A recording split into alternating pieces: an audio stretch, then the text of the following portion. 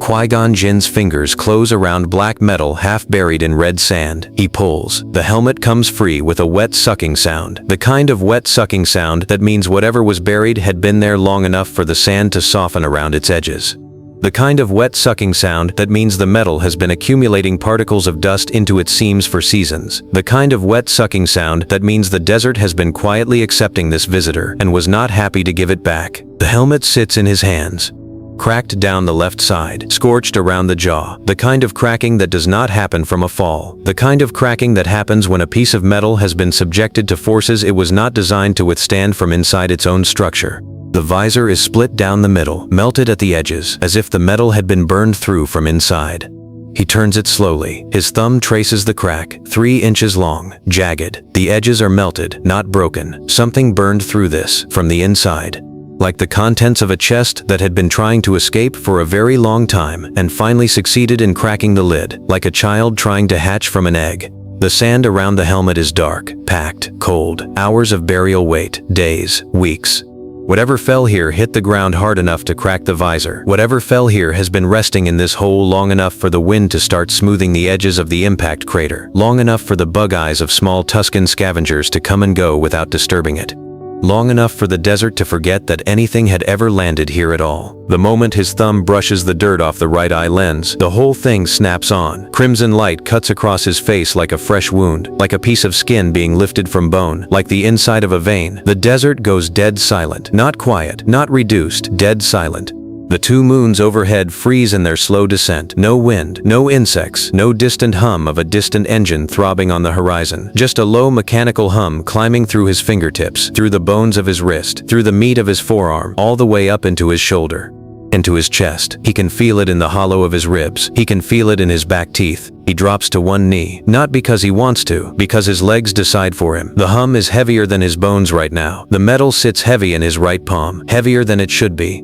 Heavier than stone, heavier than it has any right to be, heavier than a piece of dead metal ought to weigh in a Jedi's hand. Me, I am on. He sets it down, stands up, wipes his hands on his robe. The silk is cold where it touched the metal. The robe retains the temperature of the helmet for now. He wipes again. The cold stays. He walks 4 steps away, toward the ridge, toward a path back to his ship, toward Mos Espa, toward a small cot where a small boy is sleeping, toward an obligation he has carried for 4 hours now, toward an obligation he will carry for a very long time. Then he stops. The hum changed pitch, higher, thinner, like a dog whine just past the edge of hearing, like the sound a dying crystal makes, like the precise frequency of a kyber screaming, like something that has been silent for a very long time and is only now remembering how to make a sound. He turns back. The helmet hasn't moved, but the red eye lens is brighter now, pulsing, slow, steady, like a heartbeat, like the rhythm of a child's breath at the very edge of sleep. No, he says. Just that. One word. Quiet. The desert swallows the word before it can reach anywhere important. Qui-Gon Jinn has spoken 1,000 words in this desert across 1,000 years of memory. The desert has eaten every one of them. The desert does not care about his refusals. He walks back, kneels again, picks it up. The hum drops back to that low rumble, comfortable, almost gentle, almost welcoming, almost the way a familiar voice sounds when it returns after a long absence. His jaw tightens. He knows what this is. He has seen Sith artifacts in the Jedi Temple archives.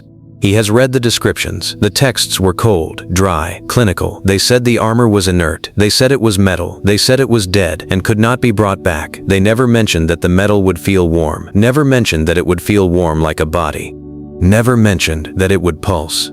A sound comes from inside the helmet. Not a word, not yet. Just air moving through a broken vocalizer. A breath that doesn't belong to anyone standing here. A breath drawn in by lungs that are not in this desert.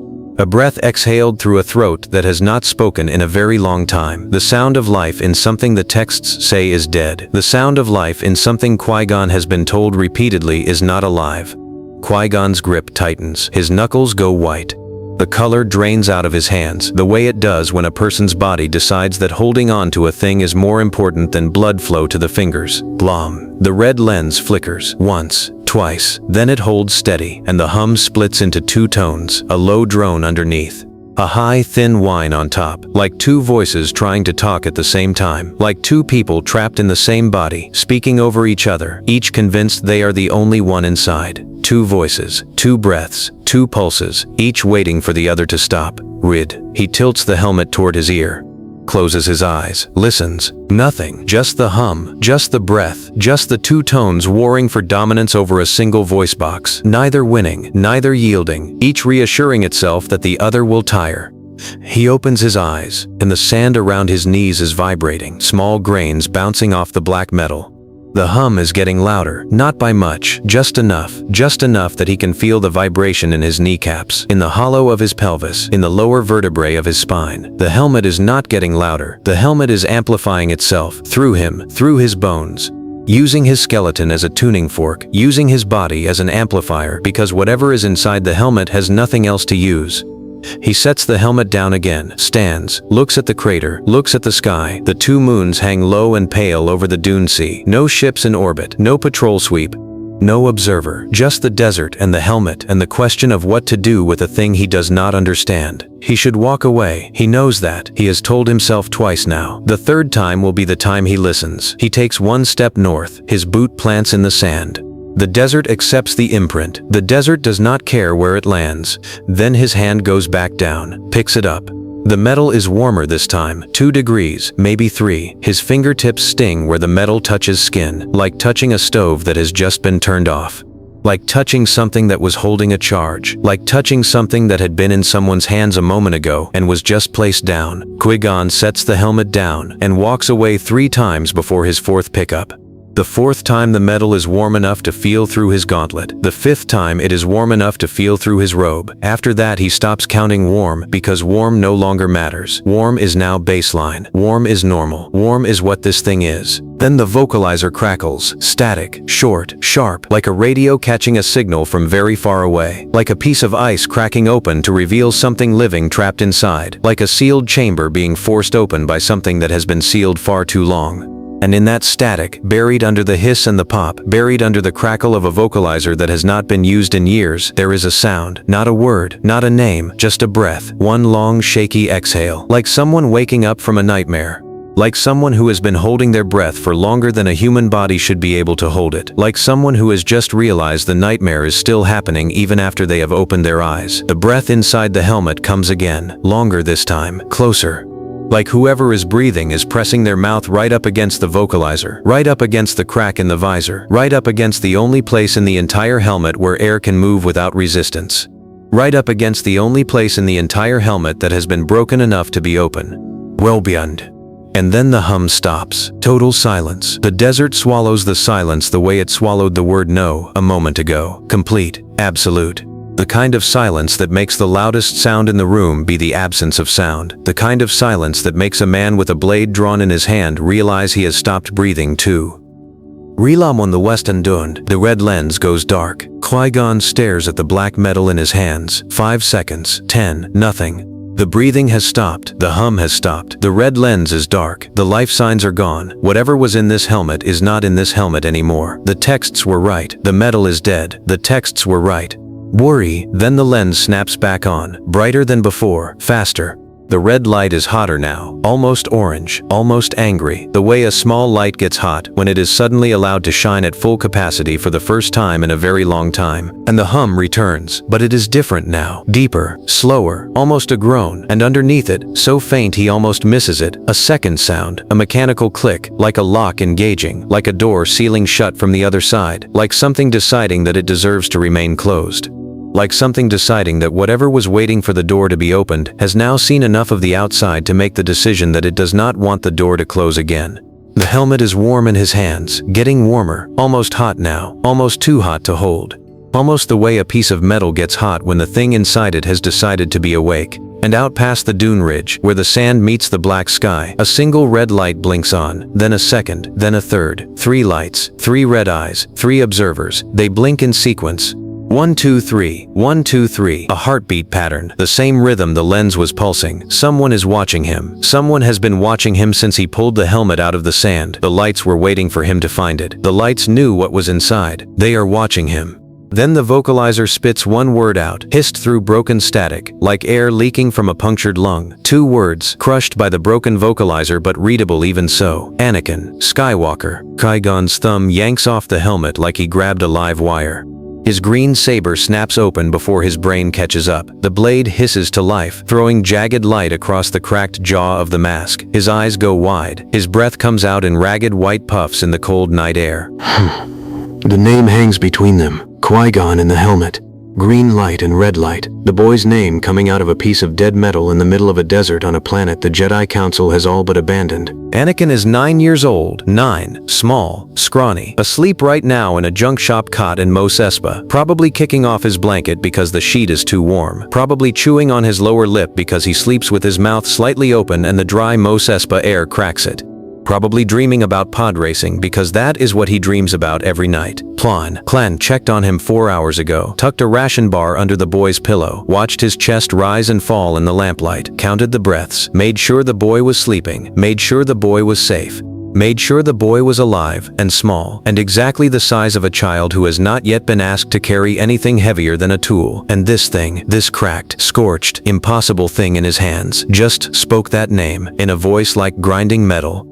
Like something trying to remember how human vocal cords are supposed to sound. Like something that learned the name once and has carried it through years of silence, years of cold, years of being buried in a desert, years of being alone with the name of a boy who is currently asleep in a junk shop cot. The boy is safe. The boy was sleeping. Qui-Gon saw him sleep. Qui-Gon tucked the blanket. Qui-Gon is sure. And yet, Qui-Gon lowers the saber an inch, then two. He doesn't shut it off, can't.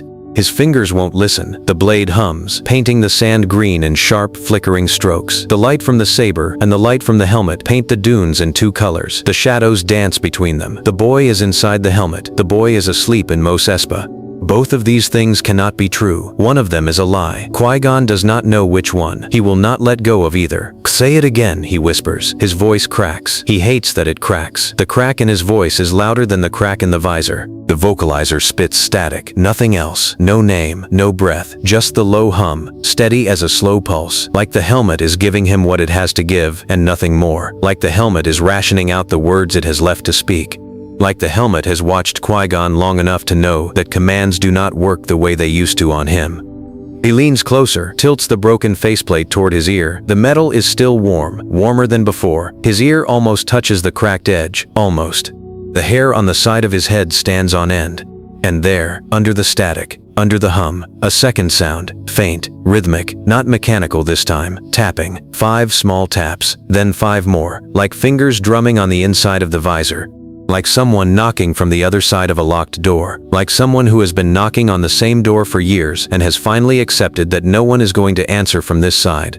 Like someone who has decided to knock anyway because the alternative is silence, and silence has been worse. Daitam pulls back, stares at the faceplate. The tapping stops. The red lens dims, then brightens, dims, brightens, keeping time with something he cannot see.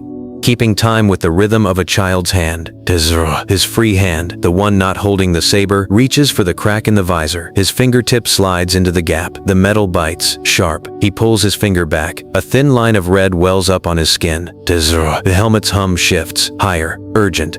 Like it noticed the blood, like it has been waiting for blood. Like the blood is a question the helmet wanted to be asked. Like the blood is a yes to a question the helmet has been asking for years. Then the red lights on the ridge pulse. Once. Twice. Closer now. Qui-Gon's eyes flick up. White shapes. Stormtroopers moving in a loose wedge formation. Slow. Deliberate. They are not running. They do not need to. They know where he is. The lights told them. The pulse told them. Someone above them told them. Someone who has been waiting for exactly this. Meananini. He presses his thumb against the vocalizer, hard. The static clears for half a second. In that half second, he hears it again. Not a word this time. A sound. Small, wet, like a child sniffing back tears. Like a child who has decided not to cry. Like a child who is trying very hard to be brave about something that requires being brave. Meananini. His throat closes. The green blade points at the sand. Useless. Meananini. The tapping starts again, faster. 7, 8, irregular, desperate. Like whoever is in there is running out of time to be heard. Like the helmet has limited amounts of static and limited amounts of breath, and the boy inside is choosing which to spend. Stormtroopers. Qui-Gon shoves the helmet under his robe, presses it against his ribs. The metal burns through the fabric. He grits his teeth, doesn't let go. He has just been given a name and a sound and a proof. He cannot put this helmet down. He cannot. The boy is inside. Somehow, the boy is inside the helmet. The boy is knocking to be heard. The boy has been knocking for a very long time, and Qui-Gon is not going to be the one who stops listening. 5 red dots hit Qui-Gon's chest at the same time, 1 on his collarbone, 2 on his ribs, 1 on his hip, 1 dead center on the helmet tucked under his robe. 5 small crimson wounds that have not yet opened. Above them, the 5 white-armored silhouettes on the lip of the dune ridge spread into a perfect firing line, blasters up, stocks pressed to shoulders. Nobody speaks, nobody needs to. Qui-Gon's saber hums at his side. The helmet presses hot against his ribs. The coordinate the helmet whispered 30 seconds ago still stings on his skin. Burned in. 4 numbers, a decimal, a direction, a frequency the helmet gave him like a parting gift, a name, a sound, a warning. And now the troopers are not listening. The lead figure tilts its helmet 2 degrees left, a hand signal. The 4 troopers behind it widen their stance. Boots grind into loose sand. Blaster muzzles track Qui-Gon's center mass in perfect sync. 2 seconds to decide. 2 seconds to choose what to protect. Drop the helmet, turn, run north into the dark, live long enough to see the next sunrise, walk back to Mos Espa, check on Anakin, tuck the blanket back under the boy's chin, forget the black metal, forget the name the helmet spoke, forget the tapping. Or hold on. Fight 5 armed soldiers with a bad shoulder and a half-charged blade, with an object under his arm that just broadcast his location to the people trying to kill him, with a child knocking on the inside of a mask, asking without asking whether anyone on the outside is going to listen. His fingers curl tighter around the cracked visor. He doesn't let go. He cannot. The boy is inside. The boy is asking. Qui-Gon has been asked. The lead trooper drops its hand. Sand explodes around Qui-Gon's boots. The first bolt scorches the ground 6 inches from his left heel. He pivots. The second bolt singes the air where his ear was half a second ago. His saber swings up. Green light swallows the third bolt and spits it sideways into the dune face. But here's the thing nobody told him. The thing that was not in the texts. The thing the helmet did not mention when it whispered that coordinate. The number burned into his skin is not a destination. It is a frequency, and the frequency is still transmitting. The helmet pulses against his ribs, a sharp, rhythmic throb. And with every pulse, the red targeting dots on his chest lock tighter, narrower. The troopers aren't aiming anymore. They are tracking. The helmet is feeding them his position in real time. Every dodge he makes, the object under his arm corrects, updates, guides the next bolt 2 inches closer to where he was before he moved. He rolls left. A bolt chews the sand where his spine was. He rolls right. Another bolt splits the air over his hip. The helmet throbs. The dots adjust. The dots always adjust. The helmet is watching him through the trooper's scopes. The helmet is taking notes. The helmet is reporting to someone. Shut up, he growls at the metal under his robe. Shut up, shut up, shut up. He knows who to say it to. He knows who is listening. He knows the helmet has been listening for years. The 4th trooper breaks formation, steps forward, drops its blaster to a hip mount, pulls something from its belt, a small black cylinder, a jammer. It twists the cap. The trooper's helmet turns directly toward Qui-Gon, not toward his saber.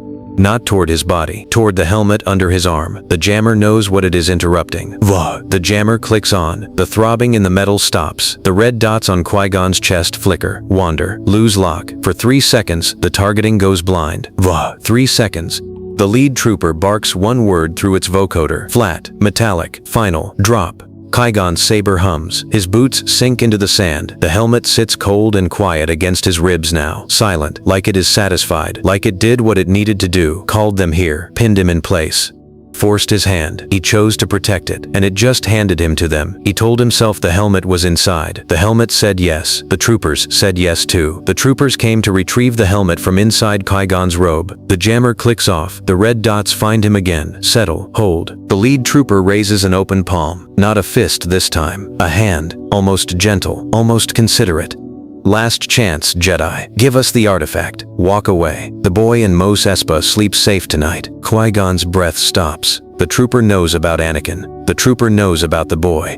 The metal under his robe knows about the boy. The troopers behind the trooper know about the boy. They all know about the boy. Someone above them has given them the name. Someone above them has been watching Qui-Gon's habits for weeks. Someone above them has been waiting for this exact moment. The voice that spoke through the helmet considered this carefully. The voice inside the helmet knew it had to give up the name to be heard. It calculated exactly which name would stop Qui-Gon from putting the helmet down.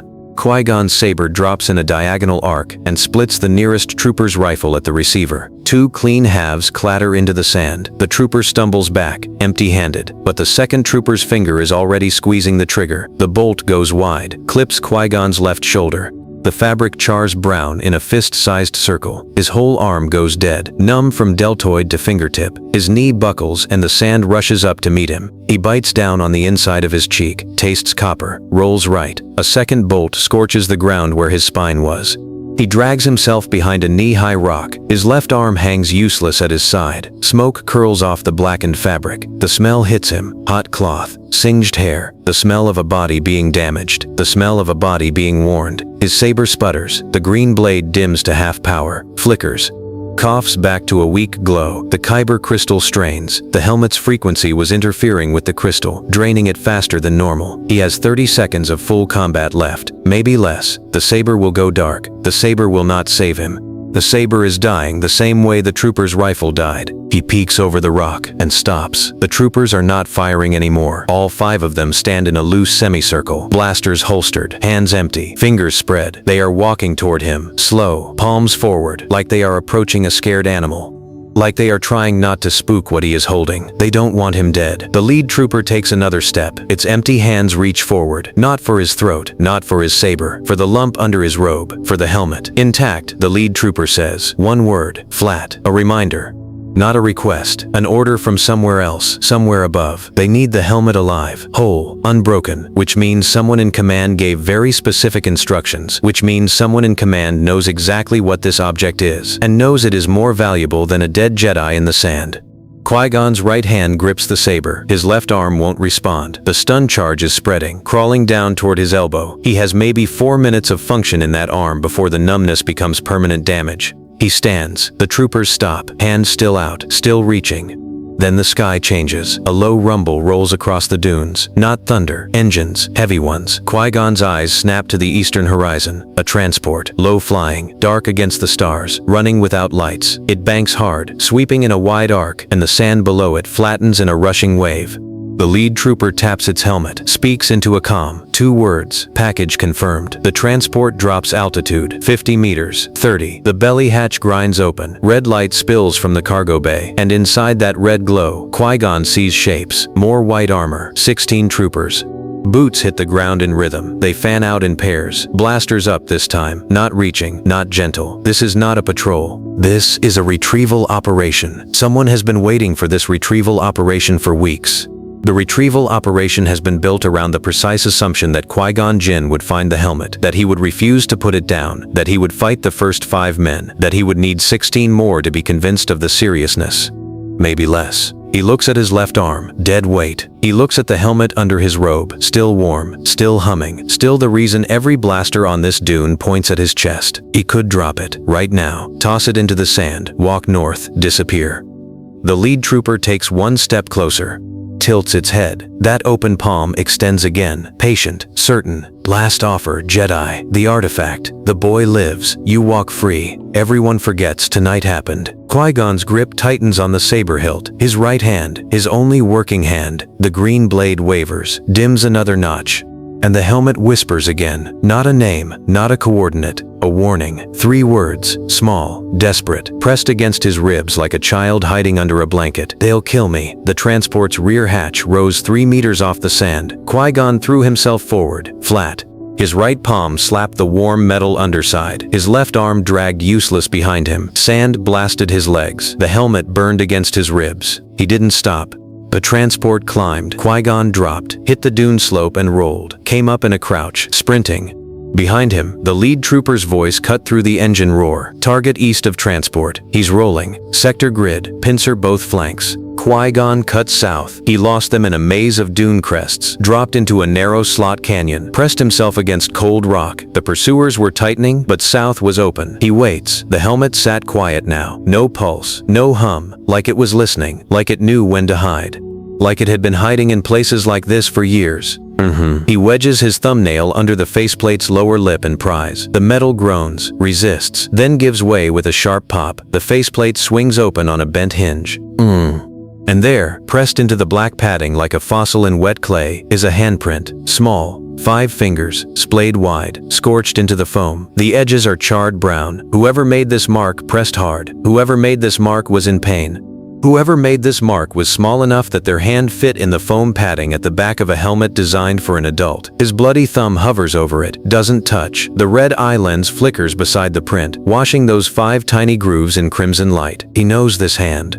He has held this hand. He has watched this hand grip a hydrospanner 3 nights ago, watched it smear grease on a rag, watched it wave goodbye from a doorway in Mos Espa. 9 fingers and a thumb, small knuckles, a scar across the left index knuckle from a soldering burn when the boy was 7. Qui-Gon bandaged that burn himself. Qui-Gon remembers the boy's hiss of pain. Qui-Gon remembers the boy's brave face. The handprint in the helmet has that scar, down to the millimeter. Anakin's small, Anakin's hand, Anakin's burn scar, Anakin's knuckles. Qui-Gon's throat closes. His right hand lowers the saber, the green blade gutters, nearly dies. He doesn't care. He knows now. Whoever is in there is the boy he tucked a blanket under 3 nights ago. That is enough. That is too much. He closes the faceplate. Boots crunch on gravel outside. Close, maybe 30 meters. The troopers are sweeping in a grid pattern, methodical, patient. They know he is here. They know he is hurt. They are just waiting for him to run out of places to hide. Qui-Gon does not look up. His eyes are locked on the handprint. His right hand, the working one, lowers the saber. A trooper's boot scrapes rock, 15 meters, maybe 10. Qui-Gon tucks the helmet under his good arm, presses it tight against his ribs, the same way he tucked Anakin's blanket under the boy's chin 3 nights ago. The same pressure. The same angle. He doesn't know why he noticed that. Wishes he didn't. The helmet throbs once. Soft, small, like a kid bumping his forehead against your arm in the dark, asking without asking, "Are you still here?" The lead trooper's voice cuts through the dark. Calm. Close. Too close. Jedi. We have thermal. We see your heat signature behind the rock. You have 10 seconds to slide the artifact across the sand. After that, we stop asking. 10 seconds. 8 seconds. The helmet whispers. 1 word. Barely audible. Please. Qui-Gon moves. He sprints past the grid's southern edge in the next breath, drops the troopers in the canyon's twisted lower channels. They lose him at the second switchback. Their thermal scopes lose him in the thermal noise of the deeper rock. Qui-Gon kept moving south. The canyon walls closed around him. Less than 2 minutes of canyon left. He ran. The canyon mouth opens onto the dune sea. Mos Espa's lights glow on the horizon. 10 clicks east. The city ahead was already tightening under lockdown. Patrol lights blinking across the rooftops from here. 6 clicks out. He needed transport. He needed a way out before the hunters closed the streets or the drones returned. The only open route left took him through the Grit Market district, and that's where the cantina was. 3 blue lines crawl over Qui-Gon's boots. Thin, precise, they trace the outline of his soles, climb to his ankles, and hold. Though drones hover 6 meters below, round, black, 3 of them. They sweep the gorge in a slow left-to-right pattern. Blue lasers fan out in grids. Their rotors whine. They drift closer. The blue light climbs his shins, his knees, his waist. He doesn't breathe, doesn't blink. Though the lasers reach his chest. Pause. Hold on the helmet's edge. 1 second. 2. The drone tilts, adjusts. The blue beam narrows, focuses. Then it moves on. Sweep past. The 3 drones bank left in unison. He's clear. Then his comlink crackles. He didn't turn it on. He pulled the power cell an hour ago. The comlink crackles again. A green light pulses. We see you, Jedi. Walk north. Bring the artifact. The boy in Mos Espa stays alive if you comply. The canyon goes cold. Not the rock, the air, the space between the walls. You checked on him 4 hours ago. Tucked a ration bar under his pillow. He's sleeping on his side. Left arm under the blanket. You want him to wake up tomorrow. We have cameras. We have footage. We have the blanket, the ration bar, the exact angle of the boy's arm. We have everything you have except the helmet. Bring it. The helmet throbs, once, hard. The red lens flickers on, dim, urgent. 6 minutes, walk north. We see the heat signature. If it stops moving, the squad goes to the boy's door. If you run south, the squad goes to the boy's door. 6 minutes is the window. The window closes at 6. After that, the boy is not a variable anymore. After that, the boy is an outcome. Throb ida bitter. Qui-Gon rips the comlink off his belt. Throws it against the canyon wall. It cracks, sparks, falls into the sand. Qui-Gon pulls it out, holds it at arm's length. Don't, he tells it. The hum drops, the lens dims, but it doesn't stop. The metal stays warm, stays alive. Qui-Gon realizes the helmet doesn't want to go north. It fought him once, broadcast his position, called the troopers in. Now it's bracing, digging in. Lucomusando domes. He promised it, he wouldn't let them take it. And the voice just promised Anakin dies if he doesn't. 2 promises, 6 minutes, 1 direction. Qui-Gon lifts the helmet to his lips. The metal is warm, almost hot. He says it. 1 word. Soft. Anakin. The helmet shudders, a full-body shudder. From the right eye lens, a single drop of black fluid wells up. It catches the red glow from within, then breaks free and rolls down the jaw. Slow. Heavy. A tear made of oil and something darker. It hits the sand with a tiny hiss. The grain around the droplet chars black. "It's you," Qui-Gon says. "It's actually you in here." The vocalizer pops. Static. Then 3 taps. Slow. Deliberate. Tap. Tap. Tap. The same rhythm Anakin used to knock on Qui-Gon's door at the temple. 3 knocks. Always 3. The vocalizer spits a burst of static, and under the static, a syllable. Stretched. Broken. Mos Master. Then the red lens flares. Bright. Sharp. Crimson light across the canyon walls for 3 full seconds. The helmet couldn't help it. The emotion pushed through. Qui-Gon yanks the helmet down, crams it under his robe. Too late. Above the canyon rim, a drone stops, hovers, tilts. Its blue scanner locks onto the red smear on Qui-Gon's robe, holds, tags. Contact confirmed. Sector 9, the artifact is active. It's responding to vocal stimuli. Change retrieval protocol. It's not cargo anymore, it's a prisoner. Repeat, prisoner protocol. Stun the Jedi. Secure the asset. Do not damage the lens. The canyon fills with rotor whine. 3 drones swing back, then 5, then 8. 4 minutes gone. 2 left. Qui-Gon packs against the wall. First drone swings lower. Blue light brushes his shoulder. He's on his feet, sprinting south. Qui-Gon's saber ignites. Vertical arc. He splits the drone's belly rotor housing clean in half. The machine spins sideways and crashes into the canyon wall. The other 2 veer off. Spread. Bum. The handle of the slot canyon mouths ahead. Free sand. He leaps through. Rolls. Sand sprays. He's out. 1 minute. Bum. The drones don't follow. They hover at the slot edge. Pull back. Rise. Roar north. Toward Mos Espa. Toward the operator's secondary asset. Bum. Qui-Gon kept moving south. The canyon was behind him now. The drone squadron had pivoted north. Toward Mos Espa. The city ahead was already tightening under lockdown. Patrol lights blinking across the rooftops from here. 6 clicks out. Bum. The only open route left took him through the Grit Market district. That's where the cantina was. The cantina door explodes inward. Hinges shriek. The metal slab hits the back wall and stays there. A black-booted officer steps through the dust. Tall, gray uniform, one hand raised, holding a small projector disc. He slams it onto the nearest table. Blue light erupts, then the next table, then the next. 12 holograms flicker to life at once. 12 copies of Qui-Gon's face, rotating slowly, casting cold blue across every glass, every hand, every stunned patron in the room. Below each face, the number burns white. 200,000 credits, dead or alive. Bum. Qui-Gon stands 4 paces from the bar. His back is to the wall. 30 pairs of eyes turn toward him, 12 blue faces. The room goes still. Bum. The officer pulls a blaster, holds it at his side, smiles. Thin, practiced. Bum. This man stole Imperial property 3 hours ago. The bounty is live as of this second. Citywide, full garrison lockdown in 4 minutes.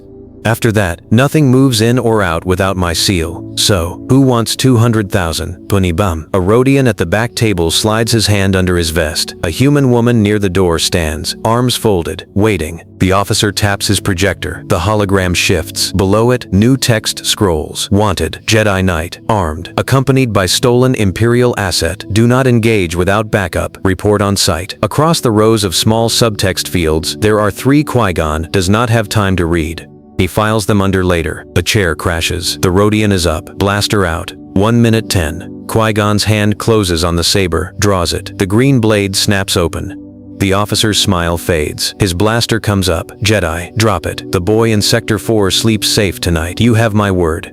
The helmet burns against Qui-Gon's ribs. The red lens flares, and the vocalizer, muffled under cloth, pushes one sound out into the silent cantina. Not a word. A laugh. Small. Broken. Bitter. Qui-Gon yanks the helmet from under his robe, slams his forehead against the cracked visor. The metal bites his skin. Talk to me, Anakin. The helmet screams. Not a hum, not a tap, not a whisper. A child's voice, raw and torn, blasts through the vocalizer at full volume. Don't leave me again. The sound hits Qui-Gon's skull like a hammer, and the visor splits down the center. A sharp crack like a snapping femur. White sparks burst from the seam. Every glass in the cantina shatters. Qui-Gon doesn't let go. The voice comes again, closer, clearer, naked, small. It hurts, and I can't see and I can't breathe and you left. I'm here, I didn't. Liar, the word is flat, final, adult. You always leave, everyone leaves, you just go first. Wanda! The visor cracks again, wider. Orange light bleeds from the gap. The officer moves. Blaster aimed at the crack. Contain it. The bridge is open. Repeat. The bridge is open. Deploy the dampener. Now. 2 troopers sprint to the back room. They come back carrying a device. Black, cylindrical, covered in blue wiring. They slam it on the floor. Twist a cap. The device hums. The helmet's scream cuts off. Mid-syllable. Gone. The orange light dims. The static ribbons collapse. The metal goes cold in Qui-Gon's hands. Heavy. Inert. The voice is gone. Anakin is gone. Thank you, Jedi. Log it. The Jedi is the key. Retrieve both. 40 seconds to lockdown. The troopers at the door raise their weapons. The Rodian backs into the wall. The cantina empties. And the helmet, cold and silent in Qui-Gon's bleeding hands, taps once. One tap, faint, almost nothing, then nothing. Qui-Gon kept moving. Boot to chair back, boot to table. Boot to the gap behind the bar. The heaviest object he'd ever held lives in his right hand. Qui-Gon is on the alley side of the back door before his brain catches up with the plan. Saber ignites. Green light carves through the kitchen corridor. 2 workers scatter. He's through. Out into the Grit Market Street. The helmet kicks out the door behind him. The dampener's reach was 5 meters. Qui-Gon's boot catches the helmet off its axis. The field chokes, drops. The metal is alive again, humming, pulsing, red lens flickering back on. He clears the dampener's reach in the first 100 meters out of Mos Espa. 5 blocks later, the helmet pulses once, weak, like ice thawing. 10 seconds. The checkpoint ahead is unguarded. The patrol got pulled to the Bounty's trap. Qui-Gon sprints through, sand underfoot, open dune. He sees the sandcrawler, half stripped, half buried, turret still mounted. The engine is locked. He rips the ignition housing open, bridges the contacts, and the crawler coughs to life. Smoke billows. He pulls himself up to the deck, grabs the railing. The turret is still primed, still loaded. A laser designator beam hits the hull from the north. The bay doors roll open on the Empire's south transport. The first 2 soldiers step onto his deck. He climbs higher, straps the helmet to his chest. The engine roars. The crawler lurches south. The turret crew starts shooting at him the second he is 3 meters clear. Hogan's boots slam rusted steel. Turret fire chews the deck into glowing orange slag. The helmet is strapped to his chest. Bouncing, the red lens flickers. Faster, faster, pulling him forward. Melgenstium, he can't stop the sandcrawler. Full throttle, 60 kilometers an hour. The deck shakes so hard his teeth rattle. Melgenstium, the turret fires again. A bolt lands 2 meters ahead. The floor plate buckles. He leaps, lands rolling. Comes up running. Ahead, the Star Destroyer. It sits in the basin like a dead god, wedged nose first into the sand. Tilted, dark, no running lights, no engine glow. The sandcrawler is heading straight for its belly hatch, straight into the open mouth of it. 300 meters, 250. 200. Hogan's back. The turret tracks him, swings, fires. He drops flat. The bolt screams over his spine. The turret fires again. This time it hits the engine housing. A boom. The sandcrawler lurches, slows. 50, 40, 30. The deck tilts. Hogan's 100 meters to the hatch. The helmet's red lens goes solid, locked onto the ship. The hum is gone, replaced by a low, sustained tone. One note, building, climbing. Like a key turning in a lock. The speakers crackle. The sandcrawler's external speakers. Every comm channel on the vehicle. One voice. Calm. Flat. Thank you for bringing it home, Jedi. The hatch is 50 meters. 40. The black mouth yawns. Cold air spills from it. Hogan stands at the bow, wind tearing his robe. The helmet burns against his chest. The helmet taps. 3 times. Soft. Small. The 3-knock pattern. 10 meters. 5. The hatch swallows the sandcrawler's nose. The deck tilts. The turret goes silent. Hogan's hand drops to the saber, draws it. Green and red. 2 colors, 1 in each eye. He steps forward, into the dark. The hatch seals behind him. Metal groans. Locks engage. 1, 2, 3, 4. The helmet's red lens dims, goes dark, and in the black of the cargo bay, a new light turns on. Far ahead, down the corridor. Small, red, breathing, waiting. Qui-Gon climbs the corridor ramps to Deck 9. The targeting overlay names the destination, throne room, 1 life sign, status, waiting. Qui-Gon lifts the helmet and shoves it onto his face. The cracked visor presses against his brow, his nose, his jaw. The metal bites, seals. The world goes red, total, absolute. Red light floods his vision from the inside. Then the edges hiss, hot, searing. The rim of the mask presses into his cheeks. The metal glows orange at the contact points. He grabs the edge, pulls. It doesn't move. The metal is part of his face now, grafted. He cannot remove it.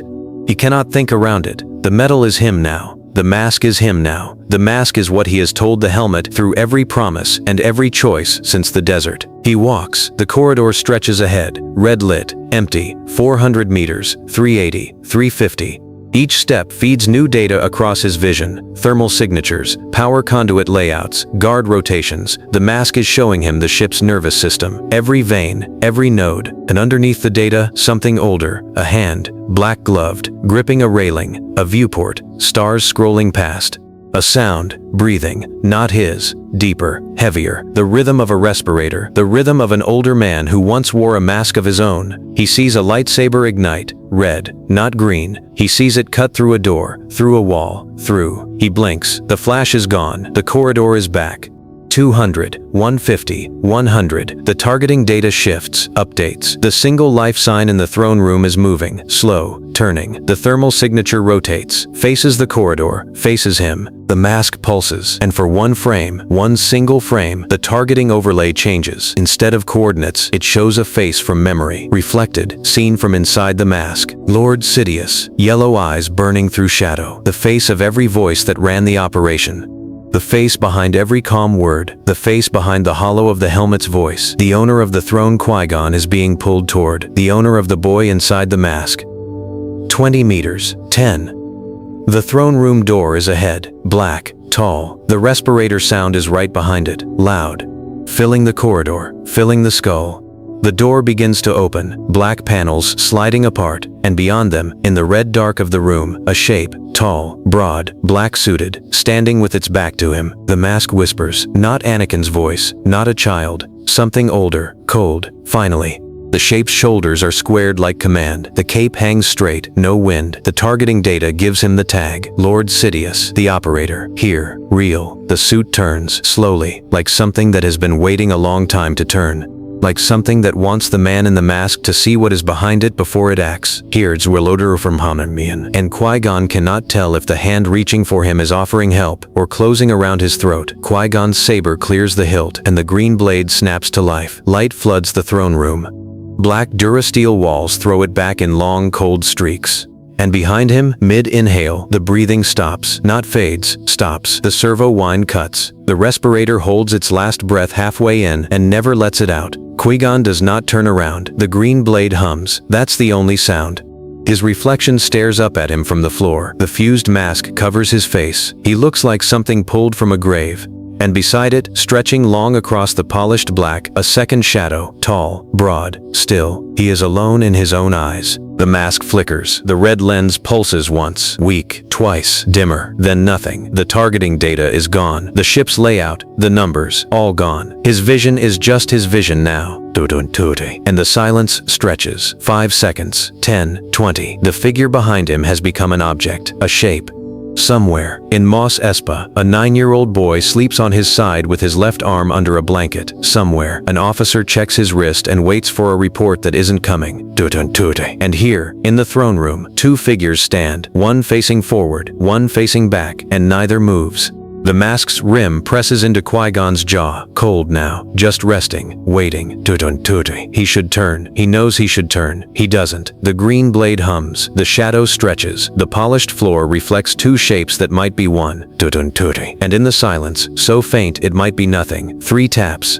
On the back of the mask, light, small, the 3-knock pattern, the one from the temple. Tap, tap, tap. Coming from behind him, coming from the figure that isn't breathing. The figure that isn't breathing is the one who described Anakin in the mask, the one whose throne this room is, the one whose hand this ship was waiting on the whole time. But the 3 taps say, I am in the metal. I have always been in the metal, and I have been waiting for the man who wore the mask to walk through the door. The green blade hums. The black visor over Qui-Gon's face reflects it.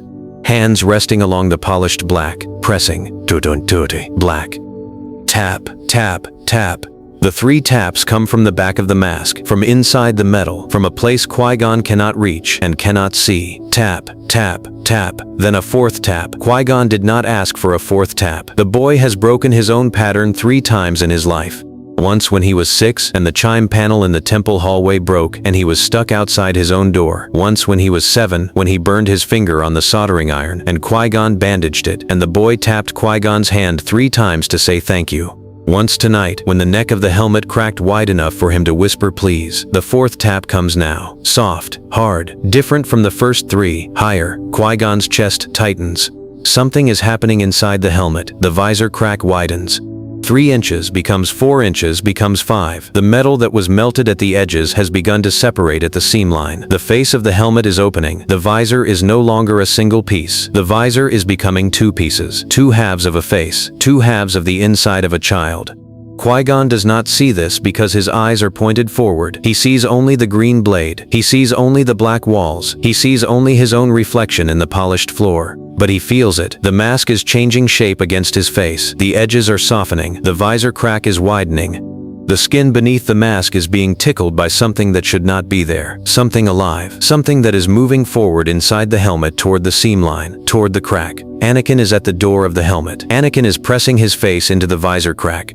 Anakin is pushing against the inside of the mask the way a child pushes against a window when he sees something on the other side. Then a sound, not a word, not yet, a breath that is closer than any breath has been inside the helmet. A breath that smells like metal and oil and dust and something underneath that is small and warm. A breath that smells like a child. A breath that smells like Anakin. The mask's red lens pulses once, then twice, slow, like a heart remembering how to beat, like a heart that has been dead for 10 years remembering that it once was a heart and that it once had a job. Then Qui-Gon's left eyebrow twitches, the dead left arm. The stun charge spreading toward the elbow. He has been ignoring it. He has been ignoring most of his body. His left arm has been a dead thing dragging under his robe, and he has not paid it any attention because the boy inside the helmet deserved all of his attention. But now the boy inside the helmet is doing something to his left arm. The boy inside the helmet is touching something under Qui-Gon's skin that the stun charge is reaching toward. The boy inside the helmet is fighting the stun charge. The Wiamat, the dead nerve pathways in Qui-Gon's left arm, wake up. Not all of them, not most of them, but one. The one that runs from the fingertip to the shoulder to the spine. The one that tells the body that the hand is in contact with something. The one that says the hand is being moved by someone else's will. The dead hand moves. Not because Qui-Gon wants it to move, because someone else wants it to move. The boy inside the helmet has a thought that is moving through the visor crack and into the mask and down through the mask and into Qui-Gon's left arm, and the left arm responds because the mask has decided that the mask has 2 drivers now. The dead left hand rises in front of Qui-Gon's face, rises beside the green blade. The fingers move, slow, awkward. The fingers that lost their feeling 6 minutes ago are moving with a precision that does not belong to a stun-charged limb. The fingers move the way a child's fingers move when they are asking for something from across a room. Qui-Gon looks at his left hand. He looks at his own fingers moving and his own palm turning and his own wrist bending. He looks at these things and he knows they are not his. He knows that the fingers are doing what Anakin wants them to do. The fingers wave, slowly, the way a child waves goodbye, the way a child waves hello, the way a child waves I am here, I am here, I am here. Qui-Gon's throat closes. Tears cut tracks through the grime on his face. He does not look away from the green blade. The Lord Sidious is behind him. The Lord Sidious has been watching this for 10 seconds. The Lord Sidious has been waiting for the boy inside the helmet to remind Qui-Gon that the boy inside the helmet can touch him through the metal. The hand stops waving. The hand curls. The fingers fold together into a small fist. The fist bumps the visor crack gently from inside. Brah. A sound comes from the vocalizer. Not a syllable this time. A full word. Damaged. Static wrapped. But a full word. Vrah. Qui. Just the first syllable. Just the boy's unfinished attempt at saying Qui-Gon's name through a voice that has not spoken a full word in 10 years. Qui-Gon's right hand lowers the saber. The green blade dips. The reflection on the floor shifts to show 2 shapes that might be one. Qua Melgiani. He speaks back. Just the first syllable. Anna. The vocalizer bursts into static for 3 seconds. A long exhale, then another word. Damaged. Stretched. Qui-Gon. The two syllables held apart by 10 years of silence meet in the middle of the throne room. The first syllable from the boy, the second from the man. The name that has crossed a desert and a canyon, and a cantina, and a sandcrawler, and a star destroyer, and a corridor, and a throne room door, is now whole. Qui-Gon, Anakin, two halves of a single word trying to remember how to be spoken aloud. The green blade blinks out. Qui-Gon does not turn off the saber. The saber turns itself off. The helmet rotates the kill switch. The boy inside the helmet is conserving the battery. The boy inside the helmet knows the saber has 30 seconds of charge left, and the boy inside the helmet is spending none of it on a glow effect. The throne room darkens. The green light stops throwing long cold streaks. The only light is the red lens of the helmet inside the mask and the deep breathing of the man in the black suit behind Qui-Gon. The breathing stops. The chest plate had been locked halfway in. The lungs had held the breath. The respirator had decided not to exhale. Now the lungs exhale. A slow mechanical release. The breath comes out of the black suit like a sigh from a building. The breath comes out with a smell that is not human. The breath comes out with a smell that is ozone and hot metal, and the kind of slow burn chemical that comes from a reactor using itself as fuel. The man behind Qui-Gon speaks, the first true voice Qui-Gon has heard from him. Not a recorded comm, not a flat helmet voice. The actual voice. Old, patient, worse than patient. Patient the way a cat is patient with the mouse it is not yet ready to eat. Metov, remarkable, the voice says. He has modulated the voice for years, through every trooper, through every comm channel, through every pawn he has positioned. Now he is speaking through his own mouth. Now he is using his own throat. He is no longer wearing any masks. He is standing behind a man who is wearing his. The voice continues. Qui-Gon, you misunderstand what you are holding. The boy inside is a copy of a copy. The original died 12 years ago on a rock above a volcano. What you are holding is the echo of an echo, a memory that learned to suffer, a grief that learned to keep breathing. He is not your apprentice. He is not your responsibility. He is the sediment of the first boy that I built him from. He is what you make of him. He is not what he is. The voice is calm. The voice has been calm for decades. The voice has been patient through empires and wars and the slow crumbling of every system that was built to contain him. Give me the mask, the voice says, and I will leave the boy alone. Leave the boy on Tatooine. Leave the boy in his cot. Leave the boy to be raised by his mother, and learn to weld, and learn to drive, and grow up to be a man who can never become what you are afraid of him becoming. The mask is not part of the boy. The mask is part of my work. The boy is a victim of my work. Returning the mask to me does not destroy the boy. Returning the mask to me gives you back your apprentice. Qui-Gon's right hand hovers over the saber kill switch. His left hand is still raised in front of his face. The fist is no longer a fist. The fingers are splayed. The fingers are reaching forward, away from Qui-Gon's own body, away from the mask on his face. The fingers are reaching toward the cold dark of the throne room. The fingers are reaching because the boy inside the helmet is reaching. The boy is reaching toward the man who made him. The boy is reaching toward the original even though the original has told him he is a copy of a copy. Give me the mask, the voice repeats, lower now, almost kind. Qui-Gon does not move. His feet are glued to the polished floor. His eyes are forward. His fingers are reaching forward. The boy inside the helmet is reaching through his dead hand. The voice speaks a third time. The voice has not been raised once in 3 sentences. The voice has not been sharp once. The voice does not need to be sharp. The voice is the kind of patient that has outlived 4 republics and rebuilt 2. He does not have to come with the mask, the voice continues. He will be comfortable inside the mask. He will be warm. He will be heard. He will not need to be reached. He will not need to be saved. He will not need to be carried. He will be a part of something that is greater than the boy could ever become alone. He will be a part of me. He will be a part of mine. The original is still alive. The original has been waiting. The original can take the place inside the helmet and the new copy can wake up and grow up and chew on his lower lip in the Mos Espa dry air and never know that there was a second copy that chose to die for him. Wanikan Dan, a 4th tap comes from inside the mask. The pattern is different. 1 tap, 2 taps. 3 taps, pause, 1 tap, 2 taps, 3 taps, pause, 1 tap, 2 taps, 3 taps. Bidam Sidor 3 snock patterns, each one separated by a pause that is exactly the length of a child's attention span between thoughts, each one meaning please. The boy's left arm is reaching. The boy's right arm is reaching. Both of Qui-Gon's arms are reaching now. The boy's fingers are splayed through both of Qui-Gon's hands. The boy is pushing his way out through the visor crack. The boy is trying to take up more space inside the body than the body has to give. The boy is not copying Qui-Gon. The boy is replacing Qui-Gon's grip on his own arms because the boy has been waiting for years to be allowed to move, and now that he has been allowed to be held by a body that is willing to wear him, he will not waste the opportunity to reach. At last, the voice says from behind. He has been watching this for 30 seconds. He has been calculating the boy's determination. He has been calculating the boy's ability to break free of a containment device that was built for an adult and a Jedi with a saber.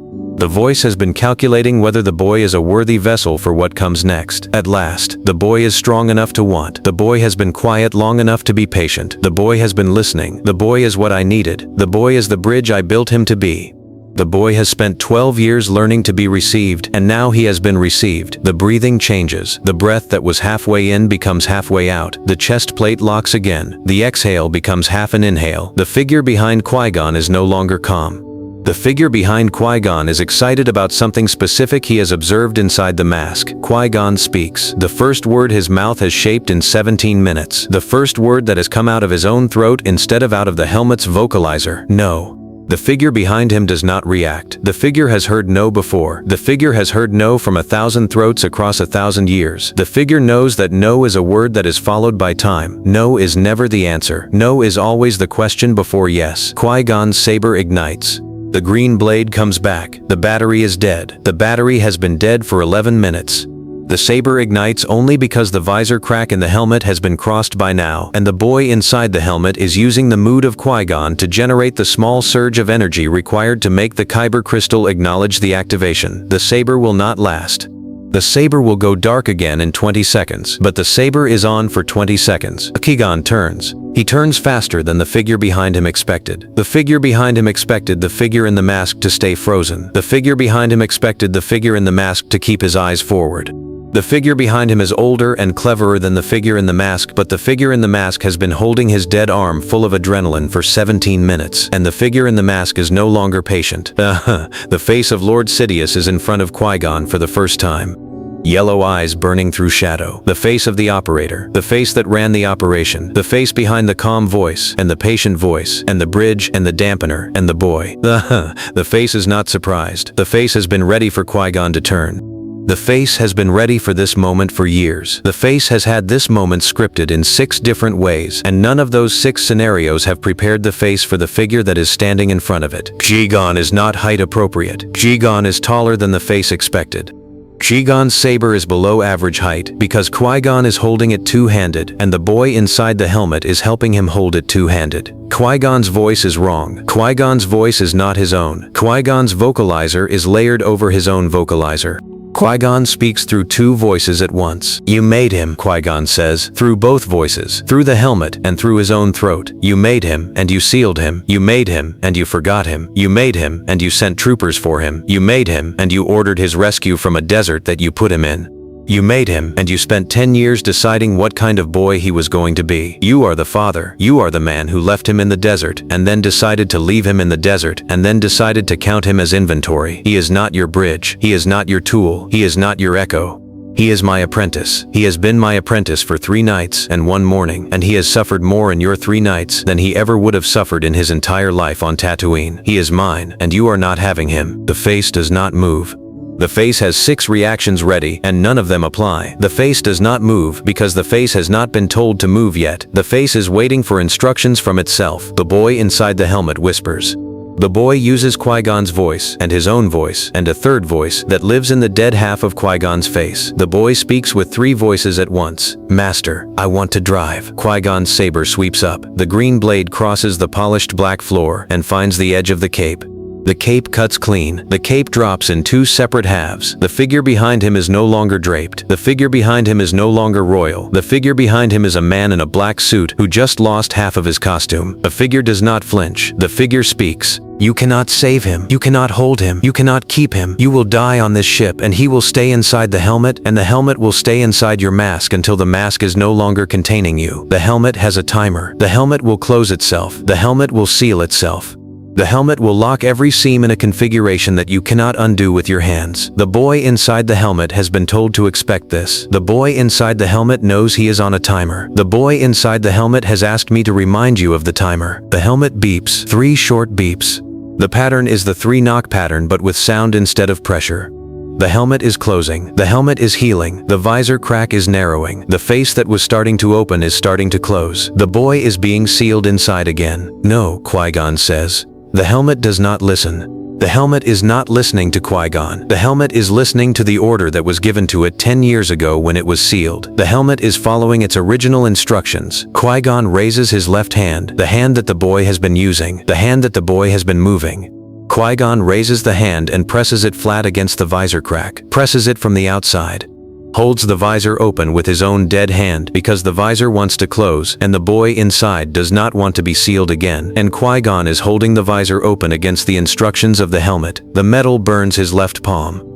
The metal has been burning his left palm since the fusion began. The metal is hotter now than ever. The metal is trying to seal itself. The metal is fighting Qui-Gon. The metal has been built to fight anyone who tries to hold it open from the outside. Qui-Gon's left palm is now charcoal brown.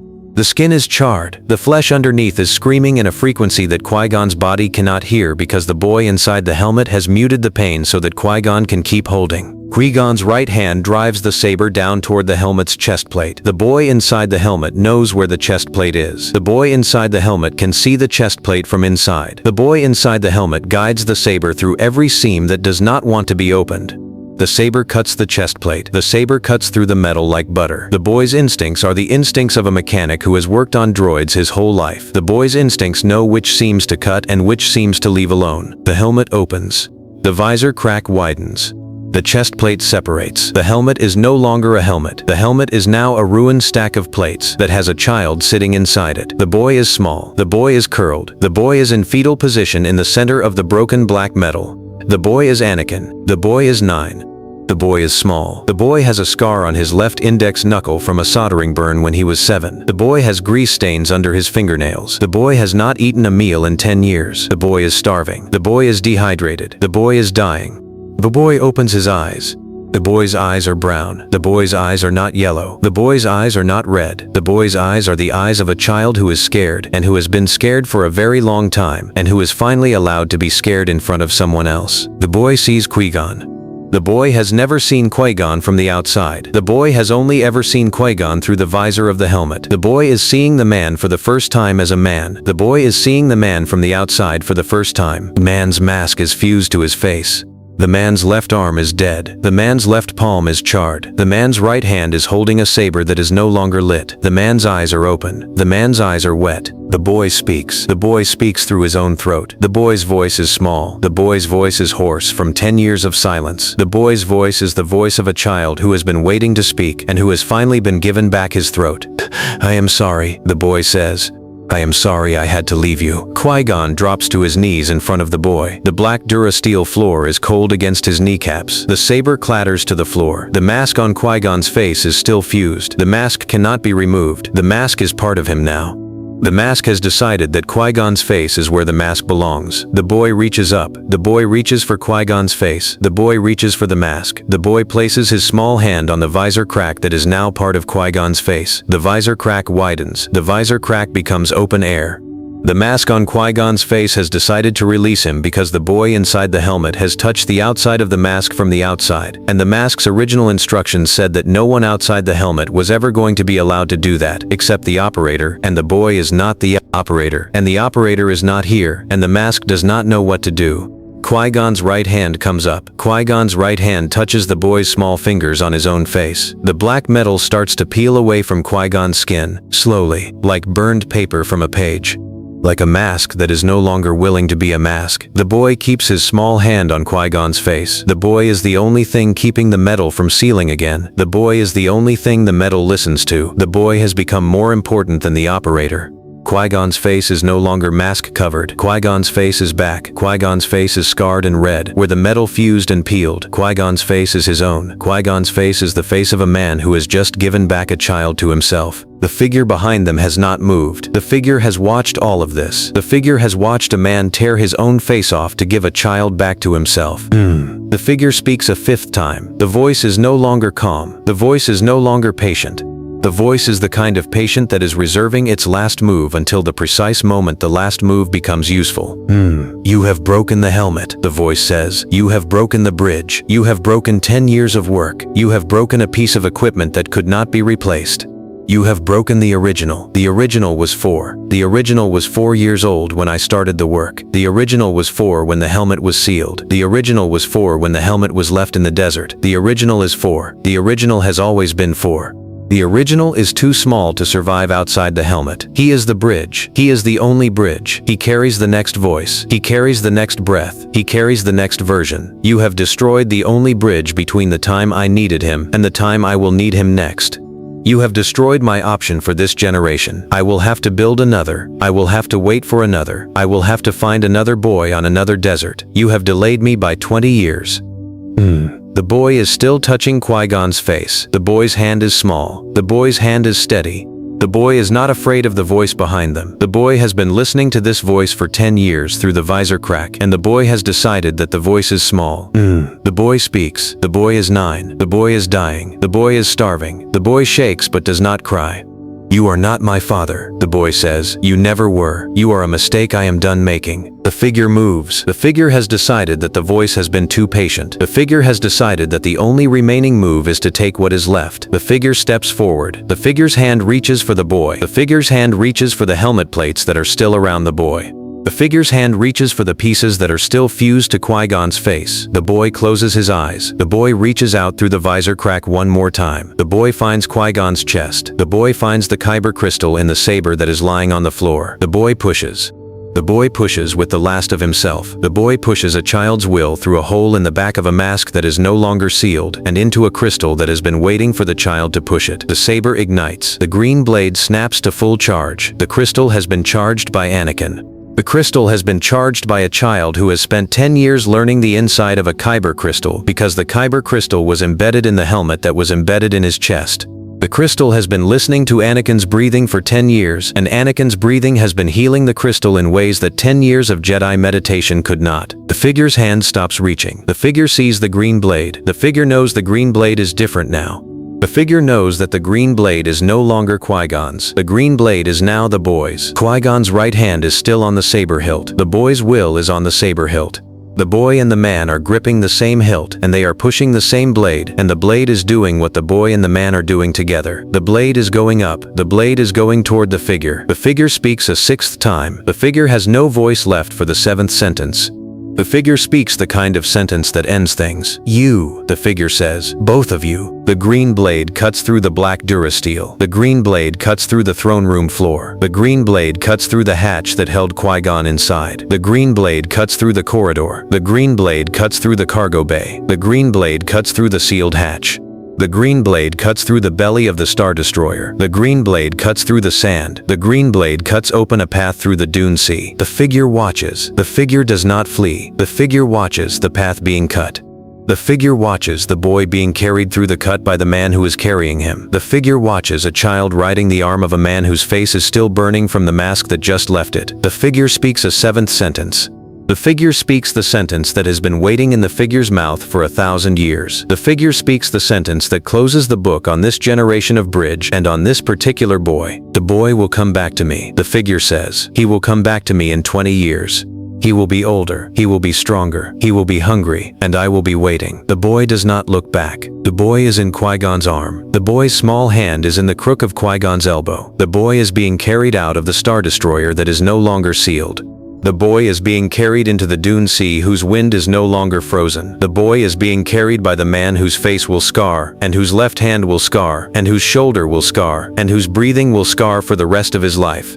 The boy is breathing the outside air for the first time in 10 years. The boy is breathing. The boy whispers, "I am hungry, Master." Qui-Gon walks east, towards a city whose lights are growing closer, towards a cantina whose droids will know how to make a meal small enough for a 9-year-old who has not eaten in 10 years, towards a future that does not have a bridge, towards a future that does not have a sealed helmet, towards a future that has a boy who is going to chew on his lower lip in the Mos Espa dry air, and who is going to wave goodbye from a doorway, and who is going to tap 3 times on a door when he is 6. Towards a boy, towards Anakin, black,